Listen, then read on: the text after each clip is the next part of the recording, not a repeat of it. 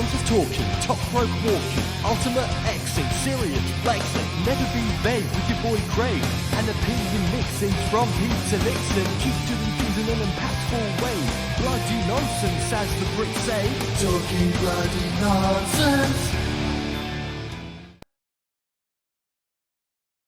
Yes, it's me. It's the MIC, Craig, aka Mr. Back once again with talking bloody nonsense right here on the TNA IW channel. Joined as always by the one and only Peter Nixon. Wrong way to set that up, but anyway, here we are. Nixon, how's it going? Yeah, I'm all right. Thank you, Craig. I'm just I'm finishing off the Advocar from Christmas, just to make room in the fridge. We didn't have any lemonade, so I'm using Freeway Orangeade Zero from Lidl. Surprisingly delicious. I mean, may as well. I also got so many bottles of beer just lying around. I need to get them finished off. But yes, but yeah, I mean, obviously, Impact's had a lot in the last couple of weeks, including Under Siege. Let's just get straight into it. Let the people watching give our opinions about Under Siege. I'll read out the matches and then we'll just go into it match by match. So we start off in the pre-show. Heath and Rhino defeats Raj Singh and Shira. Second pre-show match, we had Rich Swann defeating Laredo Kid and Speedball Mike Bailey, which was a surprise to me.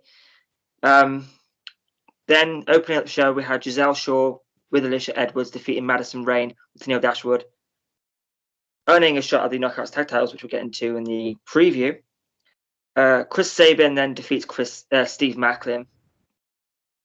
Ty Valkyrie defeats Deonna Purrazzo to retain the AAA Reina de Reinas Championship before being saved from a beatdown by Deonna by Mia Yim. Ace Austin retains the X Division Championship by defeating Trey Miguel. Honor No More of Eddie Edwards, Kenny King, Matt Taven, Mike Bennett, and Vincent with Maria Kanellis defeats the Bullet Club, Jay White, Chris Bay, Doc Gallows, El Fantasmo, and Carl Anderson. Tasha Steelz retains the Impact Knockouts World Championship by defeating Havoc. Mark and Jay, the Briscoes Dem Boys, defeat Violent by Design of Eric Young Dina to become the new Impact World Tag Team Champions. And in the main event, Josh Alexander defeats Tomohiro Ishii to retain the Impact World Championship. I mean, full disclosure, I only, as we record this, about 10 minutes ago, finished the Josh Alexander Ishii match. So, and I almost just forgot Sammy Callahan returning after the highlight show. See, this is how recent I just watched this thing. I watched it for the Briscoes to the main event I finished 10 minutes ago, so apologies for being behind. But let's go into it. We'll start from the pre-show because Heath and Rhino defeating Raj and Shira, fine match. Nothing special. I think both agree. I'm fine if Heath and Rhino start off every pre-show, and I'll tell you why. Because they're both recognizable names. They're a recognizable tag team. They were the first SmackDown Tag Team Champions. So for people that are maybe thinking about tuning in, like watching it on YouTube, thinking about buying the pay-per-view or, jumping on Impact Plus, or indeed people in the crowd that are casual fans, I know people don't like that term, but people that just follow WWE and, saw wrestling on the marquee and thought, yeah, we'll give it a look. 2 recognizable names straight out the door. I'm absolutely fine with it. And the match was good.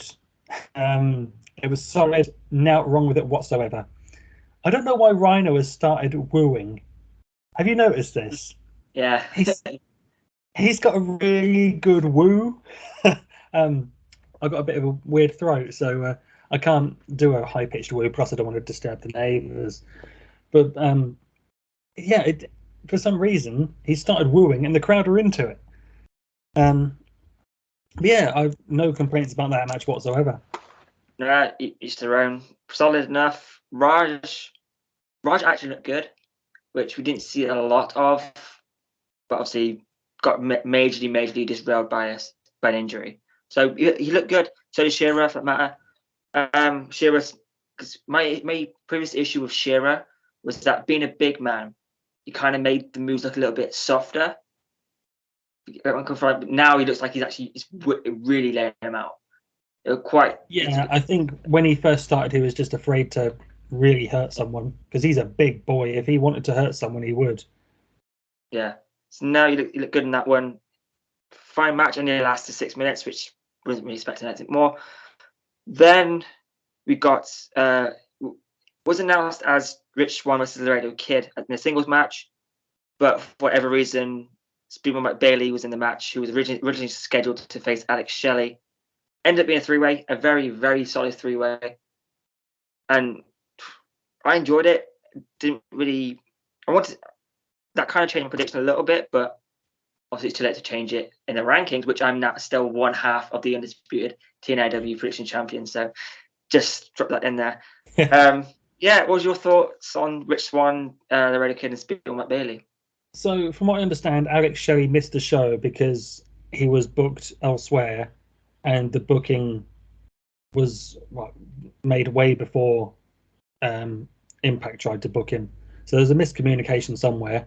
And good on Alex Shelley for honouring his original booking, but there's obviously a miscommunication between Impact, Shelley, that other company, and the media department, because they had announced this match from 2 weeks in advance.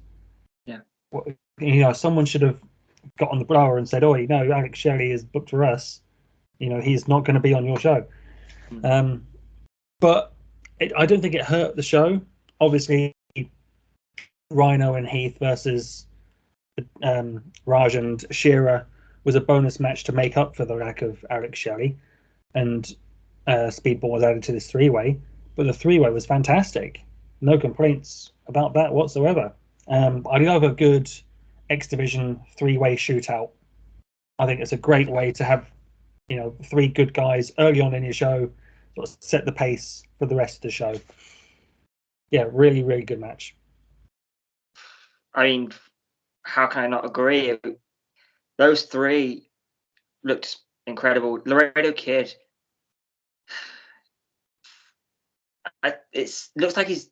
I don't know what's going on. I know he is signed to Impact, but he's there and he's not. I'm guessing it's because of his. Maybe he's got a. I believe he's the cruiserweight champion of AAA. I think you're so. Right. Maybe that explains it. Yeah. So, but a great match. I've been a fan of Speedball for so long. It's just that I think I tweeted it before during the live stream. I think I wouldn't be mad if Impact put the X title on Speedball now. For me, he really, really impressed, like he always does. As for Rich Swann, I felt like that was the start of another singles run for him, like going towards the X Division title, which I really don't have a problem with, because he was a great X Division champion. If we are, then it would be interesting considering I believe it was, which one was it? It was Homecoming in Nashville at the fairgrounds, where he won X Division title for the very first time. So in the Ultimate X. Yeah, so if they're going for that, let's go for it. No, all in all, a solid pre-show, like it usually is for Impact. I obviously the term pre-show has got a bit of weight to it, a bit of negativity around it because of how pre-shows go in the WWE, for instance. But Impact's countdown is solid, and I can't. Both those matches could have been on the main show, and I wouldn't have been disappointed. Absolutely. What you got to bear in mind about pre-shows is because they're free on YouTube, and they may air live, but they stay up. They don't go anywhere. You get far more eyes on the pre-show than you do on the main show, and people see the pre-show as kind of a demotion. Nah, it's so important to get eyes on the product. So you need to put a solid performance for the pre-show. To get more eyes on your product. And I don't know if you watched Backlash. No, that's it. I fast forward. I always fast forward through the WWE pre-show, get rid of all the talking, and to see if there's any matches on there. Usually there's one. Not on Backlash, no match. Yeah. I don't Why think would you do a pre-show with just talking and no matches? Yeah, exactly. But yeah, we think just before we move on, my issue with the pre-shows, I guess, is that people online are saying, "Oh, they're not on the show then." Oh, yes, they are. They walk. It's all around the ring is the name of the show. Like when Hawkins and Ryder, Brian Myers and Matt Cardona, won the tag titles on the WrestleMania pre-show, they say, "Oh, they went on WrestleMania there." We were there. They were. They walked out at WrestleMania. The sign said WrestleMania. The stage was WrestleMania. They won the titles at WrestleMania. So they went for 12 minutes on the pre-show of FTR and had a really, really good match. Brian Myers, they were in their home state. I think Brian Myers grew up near East Rutherford, where WrestleMania was. So that was a huge moment for both of them. Yeah. So now we'll go on to the main show as we come off that tangent. We opened up with Giselle Shaw versus Madison Rayne. Again, we were expecting this for the countdown show, but a solid match. Madison Rayne is Madison Rayne. She's going to push it anyway. And Giselle Shaw, there's a reason why over here on the UK scene she's on pretty much she's on every major promotions card, or has been at some point. She's a current Progress Women's World Champion for a reason. So I really enjoyed it. I'm down for the team of Giselle and Alicia. I think that's a very, very good team. Do you see what they're calling the team? No, I just missed that one. Diva-licious. Amazing. Here for all that. Let's go. New tag team champions, please. What did you make of that match? Fairly short, but again, it was supposed to be on a countdown, so I enjoyed it. Did its job. I was happy. I thought it was great. I think Giselle Shaw is tremendous. She does some really, really cool and innovative stuff. And this is what sets the Impact Knockouts division aside from every other women's division. Because the work rate is on another level. And you've got, such different characters. I know Giselle Shaw is a very WWE style gimmick, but you've got so many other cool gimmicks that Giselle Shaw sets herself apart with her work rate. So I thought they had good chemistry, Madison and Giselle. And I know Giselle's beaten both the tag team champions now. So she's got a tag title shot in her pocket. I think I know we'll get to the Impact review later on, but I think the tag title match goes down tonight on Impact. Yep. Indeed it does. Indeed. Looking forward to seeing it. Does. Yep. Solid match. Knockouts division. Best division in wrestling. Just simple as that. Then we had Chris Sabin defeating Steve Macklin. One I didn't see coming, but apparently you did. So great match. Steve Macklin is on the road to being a world champion. Obviously, still needs a bit of time, but it's inevitable. Steve Macklin's going to be world champion in Impact Wrestling, and Chris Sabin. what can be said? But what did you like? What did you think about this match? I thought it was good. Solid performance from both men. Exactly what you would expect. No better, no worse. I know I predicted Sabin to win, but I was still surprised when he won clean with the cradle shock. Yeah. I'm assuming it leads somewhere because Macklin, he can't take that loss lying down because he just lost to Ishii as well. Yeah, he needs to come back strong. And I think Jeff said it on the Mothership, bring in Weston Blake and do the Forgotten Sons against Machine Guns. I'm there for it. But I still think, like you said, Steve Macklin is a future world champion. So don't tie him up in a tag team, because he needs to be, first and foremost, a singles wrestler and in the title scene. Yeah. I mean, Blake is obviously he's in with the controlling narrative a lot, so, and seems to be pretty locked in there. But I assume they're still taking bookings for independent bookings for controlling narrative a lot, because Titan Adam Show was at Full of Wrestling, popped up at Future Shock, and everything else they're doing. So I Steve Macklin is going to be world champion. I mean, yeah, I would want to see the what they call prisoners of something. They're called POS. Is that the new team name? Yeah, they're called prisoners of the system, I think, or prisoners of the system. Okay. Yeah, POS. I know that's what they're called. POS in my world means point of sale. Yeah. It means something completely different from me. But yeah, Chris Sabin, I'll always like Chris Sabin, always be a fan of Chris Sabin. Did a great job. Macklin needs to get his wins back, but it didn't hurt him, which is a plus. Then we had the AAA Reina de Reinas Championship on the line. Ty Valkyrie retains over Deonna Purrazzo. Again, what's not to like about this match? But I think the major talking point was the return of Mia Yim. Jade, if you haven't watched NXT, former Knockouts champion as well, which kind of gets overlooked, but still a very good Knockouts champion in a time where the Knockouts division was kind of fluctuating and it wasn't as solid as it is now. I think you could say the same thing about the whole company at that point. Yeah. It was in very much a transition period, between the GFW, between TNA, GFW, and Impact Wrestling as it is now.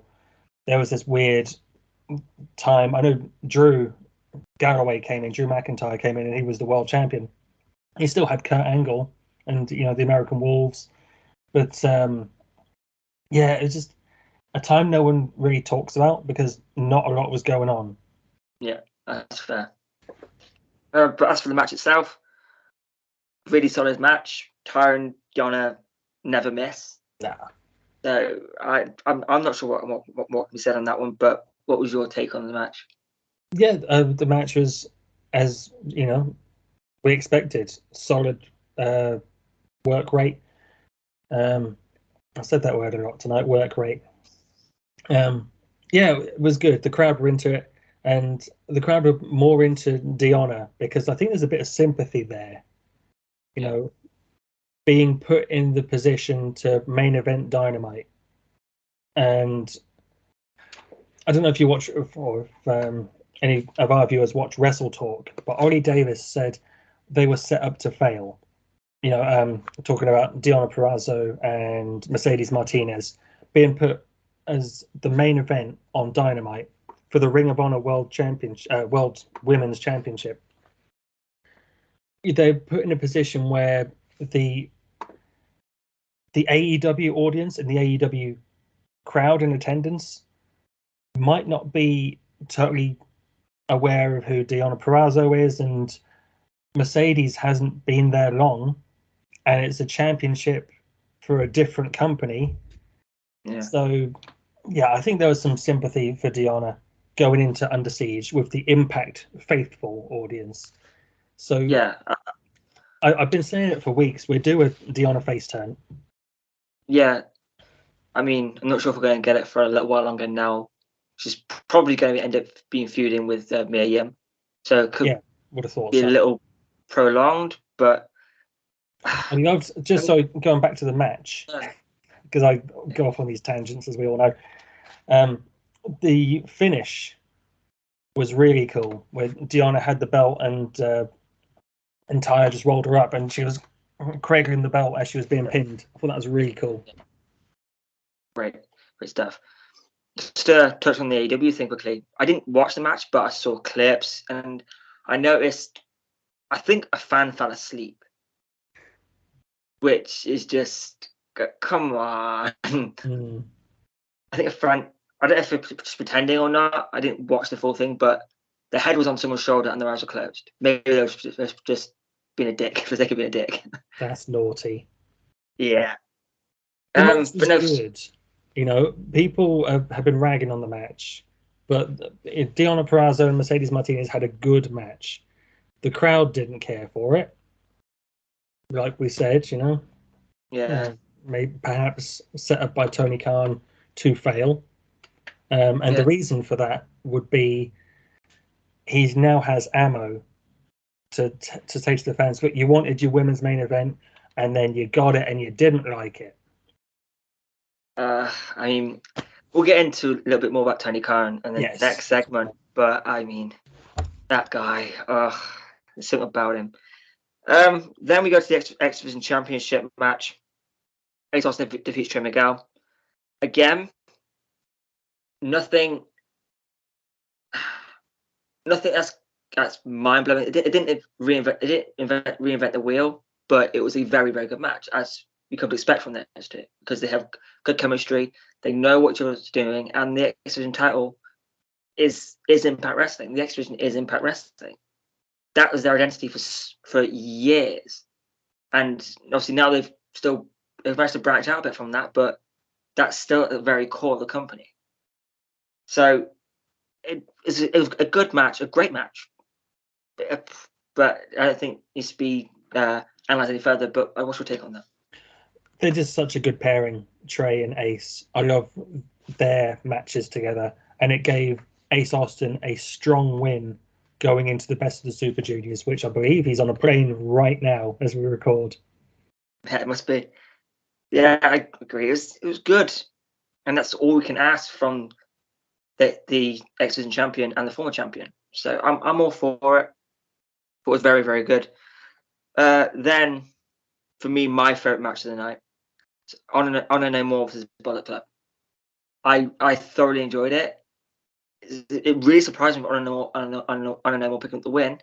Yeah, it surprised every member of the TNA IW team. Yeah, because if you watched on the Mothership or if you watched the latest show, you saw all our predictions, and every single one of us went Bullet Club. You can see straight down the middle Bullet Club logo, but it didn't happen.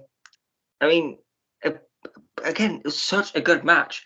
I said it before a few times, I'm not a massive fan of multi-person matches. If Gauntlet's I'm fine with, but 10-man tags cannot sometimes end up, you don't get a lot of tag team action. It's just throw one person out, next person in, spot, next person out, spot. But they did a lot of warfare type stuff. So I've thoroughly enjoyed it. And just Chris Bay is so suited to the Bullet Club. It's unreal. What's your take on that one? Because I really enjoyed it. Yeah, it was tremendous. I like 10-man tags because it's a great way to showcase 10 people in one match and everyone gets a chance to shine. I've been in a lot of these multi-man matches where it's shotgun, get your finish in, get your shit in, and they are hard, and when you've been in so many, they are tiresome. But because you've got a great set of characters and a great set of wrestlers in this 10-man tag, I think it worked really well. There was never a point where I thought, oh, that guy shouldn't be in the ring with that guy. Everything was really cool. And I want to see more between Taven and Jay White. I think they needed a singles match because they've got that the whole history of Madison Square Garden, Ring of Honor. We were there. Matt Taven walked out the world champion, and then Jay White lost in the main event. Yeah. So yeah, we'd like to see more from those two particularly. Absolutely, I'm all for that. They did such good work, and Honor No More play the heels very, very well. They are so good at it, and even Eddie Edwards, like, who's been a babyface his entire Impact career, to play the heel to perfection, because I don't know how he does it, but I guess he's just that good of a worker, and I'm all for it. Maria is great. I think so after this set of tapings, or next set of tapings coming up, I'm not expecting to see Maria around much longer. I still believe, from what I've read, that the extension offers haven't been accepted by some Honor No More members. Okay. But I just want to talk about Bullet Club as well quickly. If you watch the Talking Shop vlog, you saw Doc Gallows on a plane to Japan signing a New Japan contract. I don't know if that's like maybe that is just a like a semi-permanent thing, but obviously their Impact contracts are running up next month, so maybe I don't know the future of Bullet Club, but I'm guessing Chris Bay's still there as part of Bullet Club for Impact. They're not going to kick Bay out, and the New Japan relationship is still very strong. So I just think the Good Brothers will be staying in Japan a bit more permanent, and then occasionally pop to Impact, like Jay White does, like Juice Robinson used to do, and hopefully does again. So ELP. I don't know. Yeah, it's all great stuff. As long as we still get Bullet Club and Impact, I'm happy. I think we will. Yeah. Yeah, and that way New Japan can pay the Good Brothers instead of Impact having to. Yeah, then we go to the Knockouts World Championship. Tasha Steelz beats Havoc. Again, nothing spectacular in this one, just a solid defense by Tasha. And I believed it for a second that Havoc was going to win. Yeah, not really much to add. I thought there's no way Tasha loses. I think she was destined to go through Decay and on to bigger things. Yeah, as expected, the match was solid. I think Jessica Havoc is very underrated as a wrestler, and Decay are so over as a unit that I was absolutely fine with the match. No complaints about it whatsoever. No, not from my end. It was great. All for it. Then the World Tag Titles, new tag team champions, them boys. I mean, again, I don't know what it is with me and choosing when the tag titles are going to change hands, but I'm 3-0 on the tag titles changing hands. I think I'm 0-3. Yeah, I thought I'm very happy with this. I know Jeff was slightly worried that them winning the tag titles meant that they're not going to be an Impact for much longer. But I mean, as soon as I saw Dina walking down with Eric Young, I knew that Phoebe would win his tag titles, and I knew Dina would eat the pin. And that's sad to say, because Dina is a good part of that group. But when Dina's in the match, there's a 99.9% chance Fighters are losing and Dina's eating the pin. And that's, but I guess you can't really pin Eric Young. If Dina didn't hurt him that much, if you pinned Eric Young or Joe Doring, I guess it would hurt him slightly more. But it was all taken that. I thought the match was really good, and the brawl at the start, great. New tag team champions, which I'm very happy about. Yeah, I think it was the second best match on the show, and we will get to my favorite match on the show. It was fantastic, great action, bell to bell. I made a realization during this match that Violent by Design are the Fabulous Freebirds. So they obviously defended the belts in the Freebird rule. Yeah. But there's a direct comparison. So Eric Young is, the talker. He's the leader. He's Michael P.S. Hayes.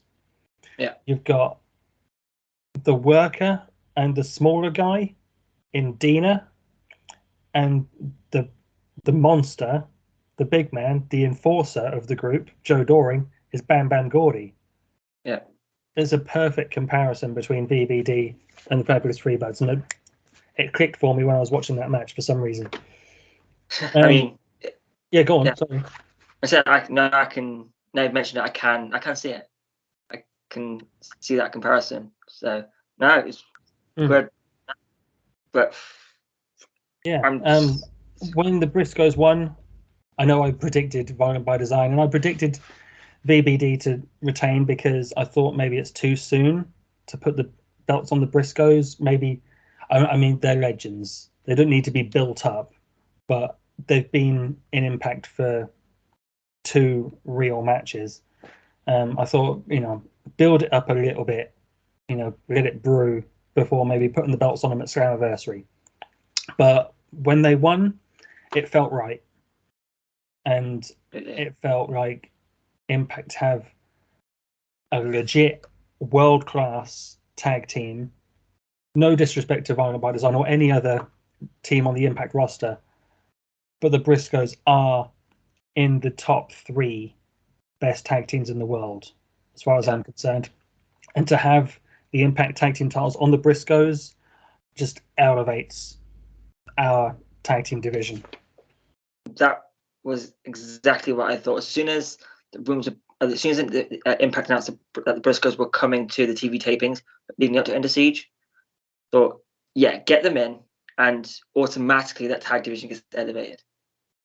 Just by their presence in the division, elevates that division and those titles. Now they're tag team champions. I mean, you can now say that the Briscoes are the Impact World Tag Team Champions, and that's a good team. Even if you are the casual fan, you know who the Briscoes are, or you've at least heard of them. Mm-hmm. I mean, you may have to do a Google to make sure they're not Jerry and Jack Briscoe. Yeah, but I mean, that's a good team to have on your roster as the tag team champions. So solid match. BBD still a good faction, but they need to stop taking so many losses because it hasn't hurt them massively yet. But if this keeps happening, it's gonna really hurt them. Mm-hmm. So I guess we'll see what happens at the next tapings. Now the main event: Josh Alexander defeats Tomohiro Ishii, retain the Impact World Championship. As I said, I literally before we start recording, I just finished this show, and watched this match. But I'll let you take the lead on this one. Give us your thoughts. So there was never a point where I thought Josh was losing, even during the match. And when Ishii had his near falls, I thought, nah, no way, Josh is retaining here. Still, having said that, it was a classic Japanese style war, and it's a bold statement, but it is the best match I have seen this year. Wow, there's been a lot. It was amazing, and I sat here and I watched it clearly on the sofa, and I turned to her and said, "Wow, that is the best match I've seen this year." Yeah, I was blown away. Ishii is he's great, but he was never one of my favorite people to watch. No. Not like that classic, old school Japanese style. Loved Kobashi, Misawa, Jun Akiyama, Kawada, Kensuke Sasaki, and that's the vibe I got from this match. And considering Josh is sort of linked to New Japan through New Japan Strong, I think, if that match, I'm going to turn into Bruce Pritchard here. If this match had have gone on in the Tokyo Dome, 5 stars, brother. Because I don't think Meltzer even reviews the Impact product anymore. But it'll probably get like 3 stars or something. But yeah, that was a 5-star match all day long. Yeah, the match is very fresh in my mind, and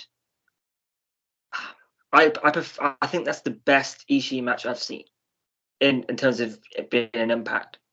I haven't really watched this New Japan stuff. I'll be full disclosure, I haven't watched anything from New Japan, but I know who he is. I know his reputation. I know what he can do, and that was my favorite match of Ishii I've seen, because I like the Jonah match. It had a bit more pace to it, and obviously there's more on the line in terms of the World Championship. I thought it was a very good match. Josh is going to have a great World Championship run. You can just see it, you can feel it, and Ishii is the when Josh's World title run eventually comes to an end, and you look at the people he beat. First two people on this list is Moose and Tomohiro Ishii. That's a good run. Mm-hmm. Whoever it comes to an end with, that's a very, very, very good run. But even just look back at who he's beaten since Bound for Glory. He's beaten Christian Cage. He's beaten Minoru Suzuki, Jonah, Charlie Haas. Exactly. You could go on. Josh is. I'm going to say Josh is the best wrestler in the world. I'll bet that of anyone. That Josh Alexander is the best wrestler in the world. I can't. Pure wrestler. So that was Under Siege. Obviously, we're making good time, so we're getting to the first subheading now. You may have seen it over the past few days. Tony Khan went on Swerve City, Isaiah Swerve Strickland's podcast, and he was talking about AEW's rise and the comparisons with WCW. And he went on to say that Impact Wrestling was a zombie WCW, and also made the claim that I have that quote here. So research. I don't want to be misquoted or misconstrued, because at one point WCW was #1 wrestling company all around the world overall. There are parts of the world where we are #1, which is amazing, like the United Kingdom. Now, obviously, this is something that can't be proven, because I thought about this a lot, and Tony Khan seems to know how to really, really push my buttons a bit. I guess I'm not the only one, but this can't be proven, and it's not even because I believe Impact's #1. I don't, because there's no, even though TV deals aren't important anymore, Impact has dipped a lot from 2012, 2013, 14 onwards, but they're on back up rising now. And in terms of, if you want to look at it from a TV deal standpoint, AEW airs in the UK on a Friday night at 10 p.m. on if you're not local, it's on a channel called ITV4, and consistently every week that AEW loses out in TV ratings to a rerun of a show called Minder, R.I.P. Dennis Waterman. Yeah, poor boy. And Minder was on the 70s? Yeah. I mean, I remember watching Minder as a kid, rerun on ITV4. So it was a very, very good show. It gets beaten by that, and Rampage doesn't even rank in the TV ratings for ITV. It doesn't hit the amount of people who need to watch it. Now, yeah, you can say, you watch it on Fight TV. Fair enough, but and I'm not saying AEW isn't popular over here, because every wrestling event I go to, I can spot at least 4 or 5 people in the queue alone wearing AEW merch, and I think that's a bold statement to make, and also to say that Impact was the zombie WCW. I mean, they give a lot of ex-WCW stars a home when WWE weren't interested in them. You can look at I mean, that probably is a difficult example, but Mark Merrow, Johnny B. Bad. You had DDP for a little bit. Yeah, he didn't stay that long, but Jeff Jarrett, obviously, start the company, but I just don't think you can say that when there's no real proof to it, because unless you have the analytics of every promotion on TV in the UK, you can never know that. Yes, I'm sure they're very popular, and I know there were plans to bring Fighter Fest over here, but that's a bold statement. What's your thoughts on that? Because it kind of got to me a little bit. So to say that Impact Wrestling right now is the zombie of WCW is ludicrous, and I don't know what he's basing this on. I guess you could say when TNA started, when NWA TNA started in 2002, it was a phoenix rising from the ashes of WCW because it had a lot of WCW talent on it. It's simple as. I think they even used one of the rings from the power plant, if I'm not mistaken. But you could make far more comparisons right now between AEW and WCW than you can with Impact and WCW. Yeah. And I don't even know where to start. You know, you've got Keith Mitchell working production. You've got Tony Schiavone on commentary. You know, again, I can go on and on. Sting. Yeah, and that's just quickly. That's the thing. When TNA signed those ex-WCW guys, they were still in their prime. A lot of them. Currently, it's no disrespect because DDP looks incredible. So does Sting. I mean, I won't talk about Paul White because that's a whole other thing. But they're not in their prime, and you can't pretend like they are. Sting can still go to a certain extent. But nah, as you're saying. No, I don't think there's much else to add. I think he's talking out of his arse. And I know we're pro wrestling on this channel, but you know, I'm also unbiased. Yeah, I watch AEW and I enjoy it, but Tony, like Eric Bischoff said to Tony Khan on the 83 Weeks podcast, shut up and wrestle. Yeah, because he is turning a lot of fans off. If he just sort of remained in the shadows and carried on producing his very, very good wrestling show, then I think AEW would be in a better position with less haters. Yeah, that's just what I think. No, I have to agree. I mean, I can't say too much on the product because I don't watch and I don't pretend I do watch, but there's enough of it on social media to keep up. And this is very much a I don't think even Dixie went this far. No. Like she took some pretty bad steps in terms of running a company.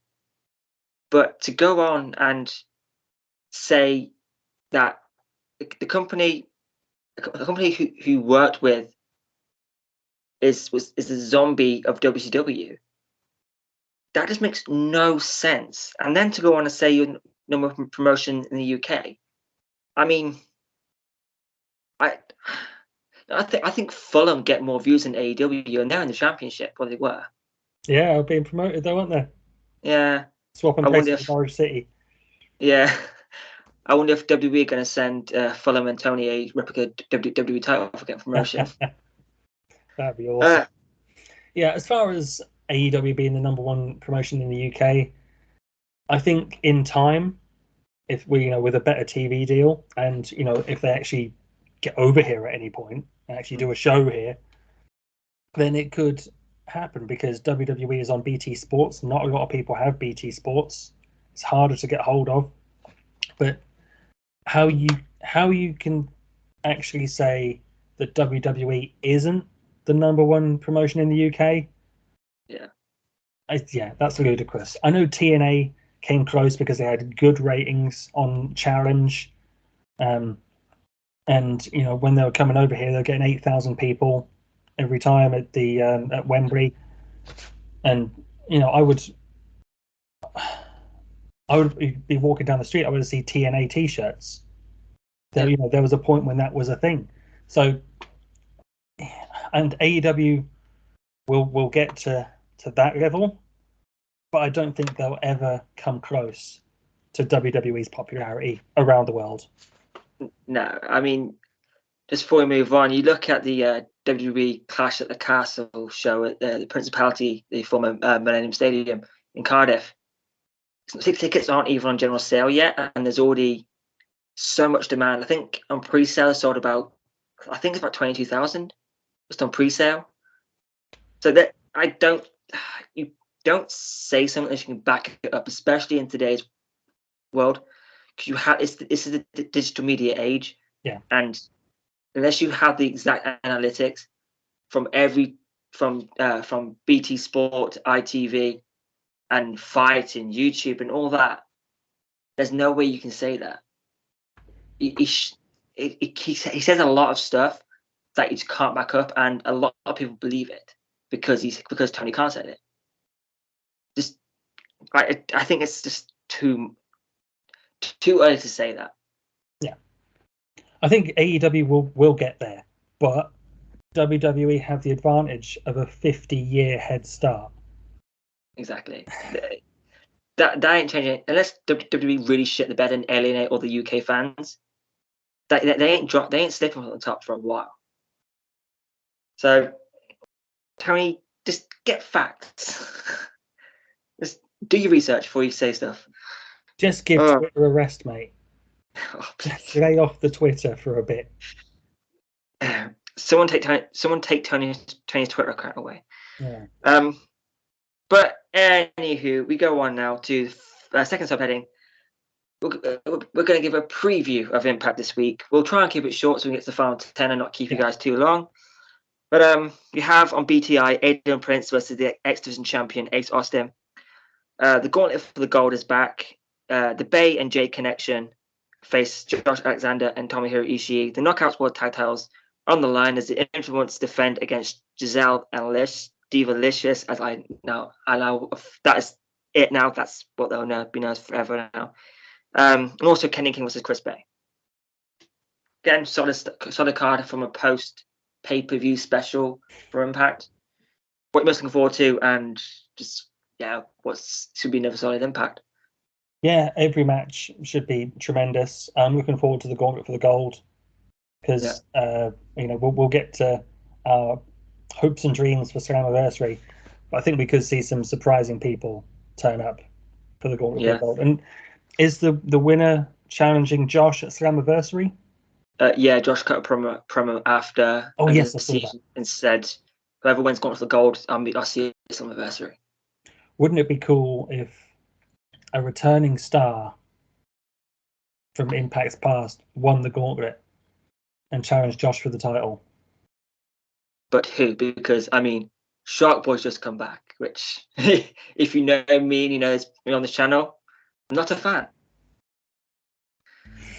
Anywho. He never won the world titles. You never know. Then I will not be buying Slammiversary. And I've bought every Impact pay-per-view for like 10 years. If the main event of Slammiversary was Josh versus Shark Boy, I don't think many people would be buying the show. Can you imagine? I reckon the hardcore TNA fans might be able to shout of going to the show, but nah, not having that. I meant someone like James Storm, for example, who can still go and will still have a banger in a main event against Josh Alexander. Yeah, for sure. I'm looking forward to Gauntlet for the Gold for sure, because Impact don't really mess up when it comes to Battle Royal Gauntlet matches. Since the first, not even before that, I can go back to they had a Gauntlet Battle Royal. I think it was 2014, just after Kurt Angle took over as GM. And then Jeff Hardy won the Gauntlet after returning from Willow. And they went to New York, and that's when the 6-sided ring came back. And first main event that thing was Lashley versus Jeff Hardy for the world title, and Jeff Hardy took a nasty spear and made down to the steps. Yeah. Oh, horrible. That summer of Lashley was fantastic. Amazing. Lashley's best run in wrestling. For sure. It's all good on this card. Bray Wyatt versus Josh and Ishii should be great. But I guess that's Impact for this week. Nearly forgot actually. Before we get on to the final 10, let's take a look at those power rankings from Under Siege. It's the power rankings.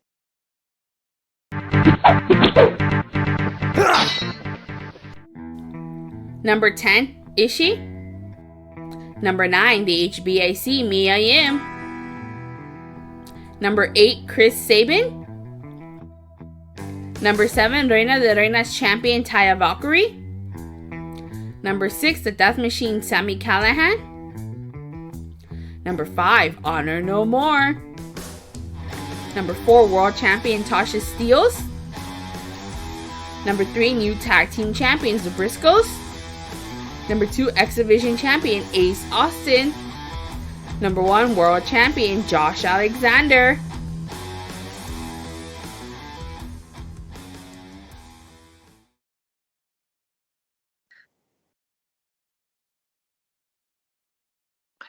And we're back. Agree, disagree, let us know. Get in touch with Brother Burt at Burt Macklin on 11 if you want to be in the Power Rankings committee and have your say. Although I didn't have my say this week because I didn't watch. What kind of TNA hardcore are you, Craig? Didn't watch Under Siege until today. Well, what's the last 3 matches today? Yeah. I think I woke up just as Josh hit Ishii with the C-Force back to win, and then I went to bed. So I saw the ending. But yeah, so now it's the final 10.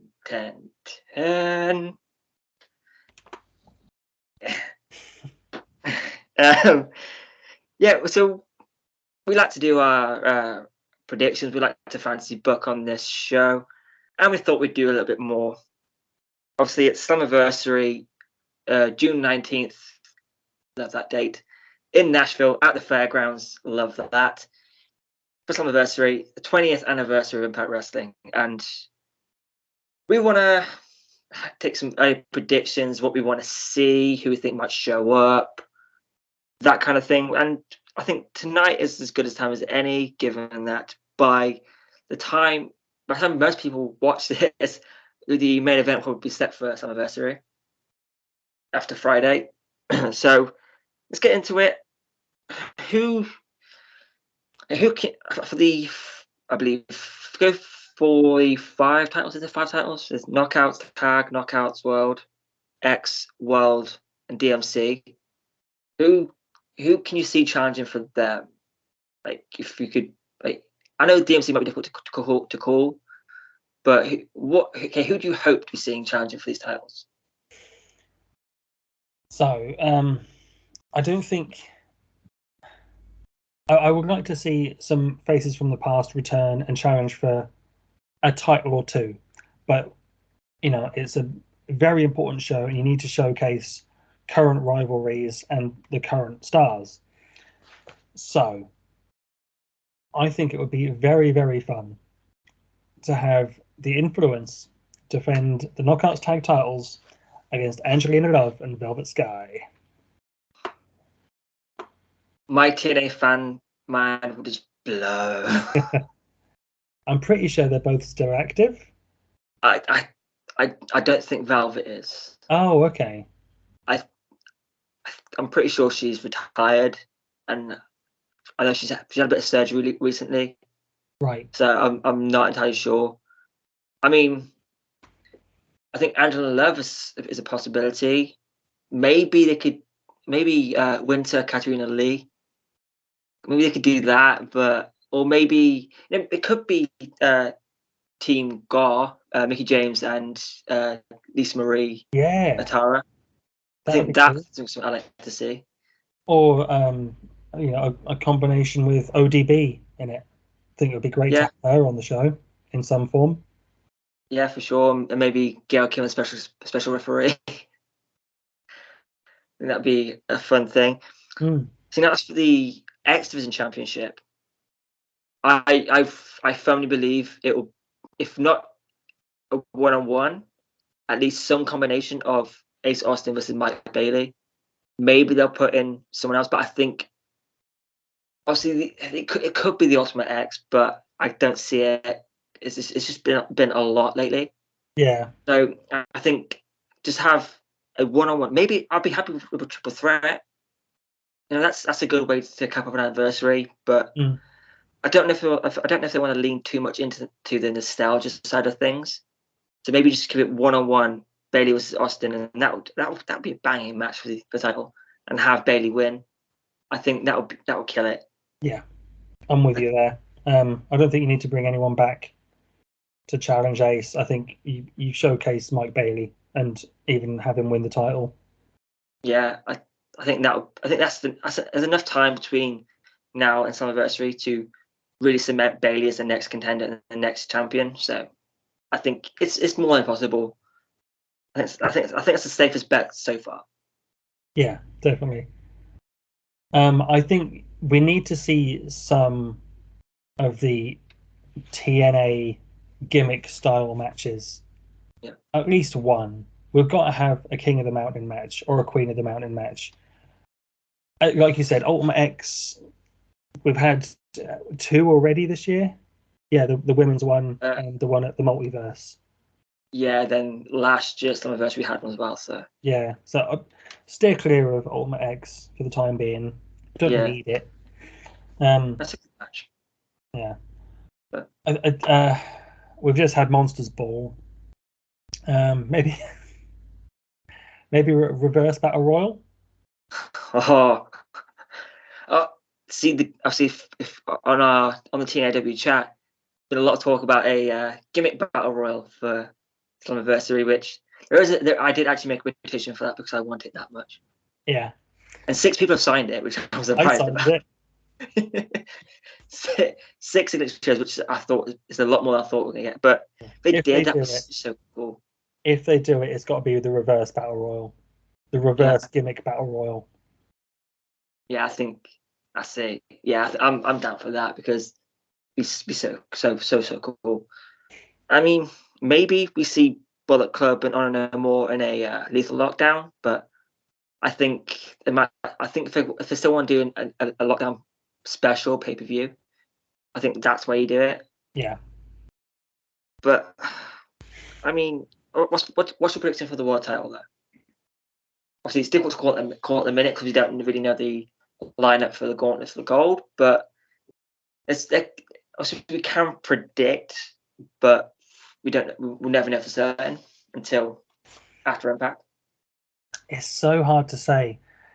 Like I said, it'd be cool to have someone like James Storm, come back, win the Gauntlet, go on to challenge Josh, and you can build him up over the next 6 weeks of TV, and they would have a great match.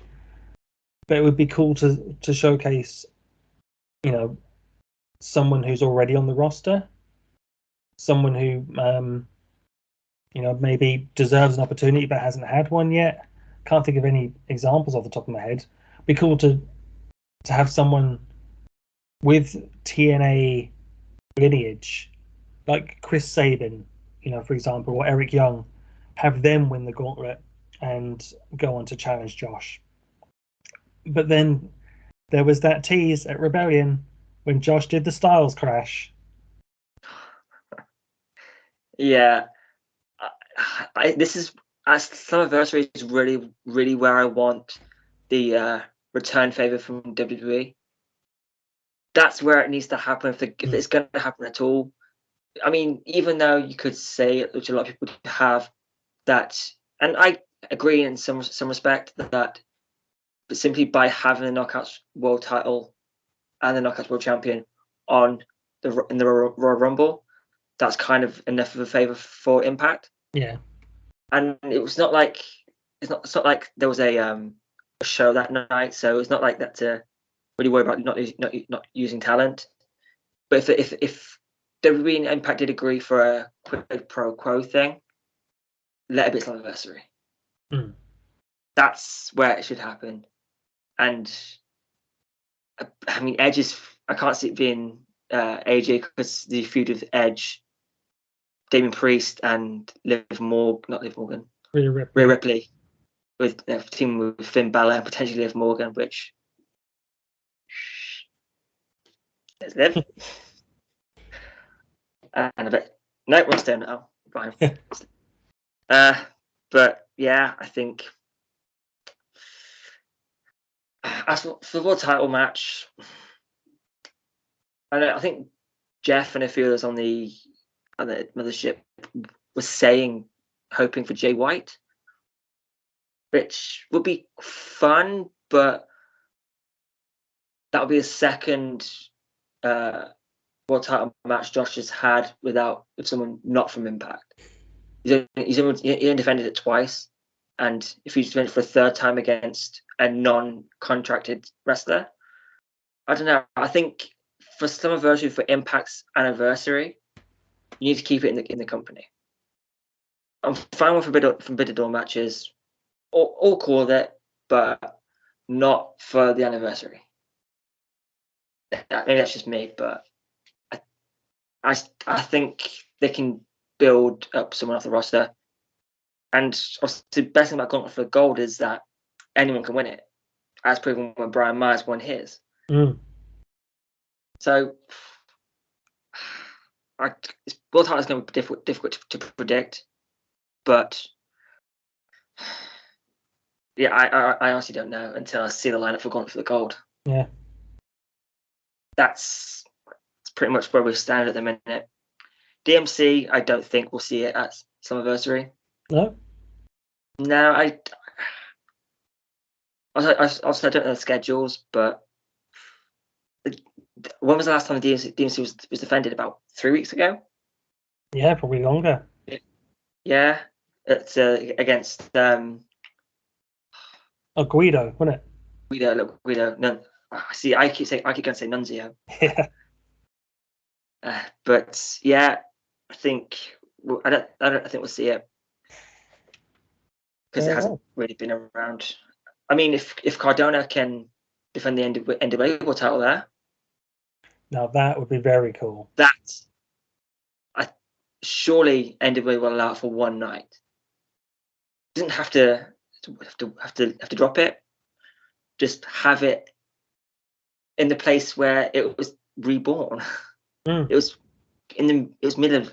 floating around out there somewhere when TNA first started. I understand the relationship then when in 2007 was bad, but it's gotten a lot better now, and the point where it impacts it anyway, working really well together, talent exchanging occasionally. Also, I don't believe any of them who are NWA Impact are currently signed, but I hope NWA can let Impact have Matt Cardona defend the NWA World title.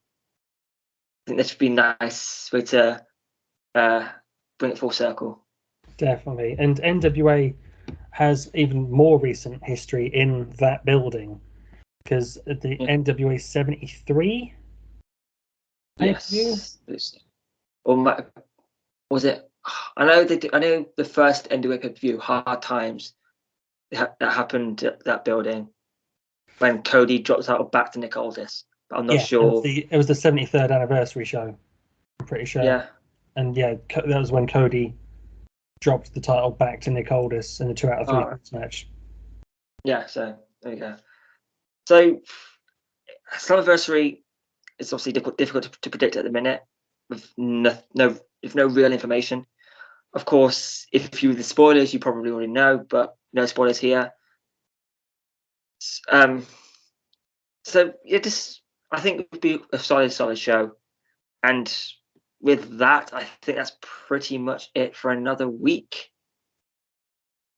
I mean, yeah, it's just we'll wrap it up here. We'll call it a pod, and just say thank you for watching. You can go check out TBN Chats number 7 with Rev Pro Tag Team Champion TK Cooper And as of today, Wednesday, as we record, about 3-4 hours ago, you lucky people, you get another TBN chats coming very, very soon with one of the most well-known voices in British wrestling at the minute of Simon Hill, former commentator for TNT Extreme Wrestling, Kamikaze Pro, Odyssey Pro, ring announcer, backstage interviewer, done it all. He's even running in the esports world. So that'll be coming very, very soon. Just keep an eye out for that. Go check out everything from LOL Trainer, which just dropped another one. Backland approved. Go check out that one.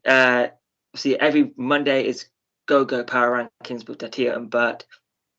Go drop them a like. Drop a like on the video. Stay for the stats. Come for the rankings. Stay for the stats.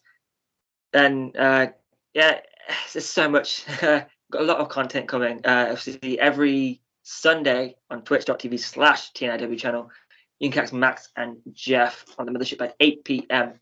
Eastern, which is 1 a.m. UK time. I believe that's it. Thanks to Frank Fiat for the entrance theme. There we go. You can go check out everything they're doing at Pro Wrestling East. Go check out that. And they've got a show coming up May 21st. So next Saturday in Cambridge. I unfortunately won't be there because I'll be in Great Yarmouth for DOA Wrestling. No, Bury St Edmunds. Bury St Edmunds for DOA Wrestling. There you have it. Go check out all of that. Go check out everything we have. There's more content coming, and it's a lot of fun. But with that, I've been the MIC, been Nixon, and will continue to be Nixon. Until next time, goodbye, my friends.